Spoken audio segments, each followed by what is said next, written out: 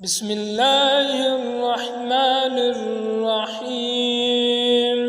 حضرت عائشہ رضی اللہ تعالیٰ عنہ سے مروی ہے کہ حضرت ام سلمہ رضی اللہ تعالیٰ عنہ نے رسول اللہ صلی اللہ علیہ وآلہ وسلم سے ایک گرجے کا ذکر کیا جس کو انہوں نے حبش کے ملک میں دیکھا تھا۔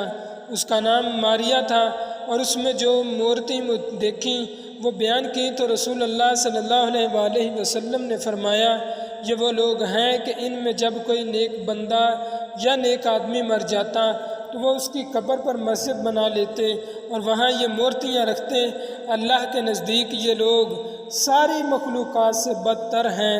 حضرت عائشہ رضی اللہ تعالی عنہ اور عبداللہ بن عباس رضی اللہ تعالیٰ عنہ نے بیان کیا، جب رسول اللہ صلی اللہ علیہ وآلہ وسلم مرض الموت میں مبتلا ہوئے وہ آپ صلی اللہ علیہ وآلہ وسلم ایک چادر اپنے منہ پر ڈالنے لگے، جب گھبراتے تو منہ کھول دیتے اور اسی حال میں یوں فرماتے، اللہ کی لعنت ہو یہود اور نصارہ پر، انہوں نے اپنے نبیوں کی قبروں کو مسجد بنا لیا۔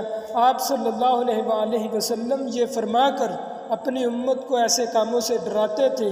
حضرت ابو ہریرہ رضی اللہ تعالی عنہ سے مروی ہے کہ رسول اللہ صلی اللہ علیہ وآلہ وسلم نے فرمایا، اللہ یہودیوں کو نیست و نابود کرے، انہوں نے اپنے نبیوں کی قبروں کو مسجد بنا لیا۔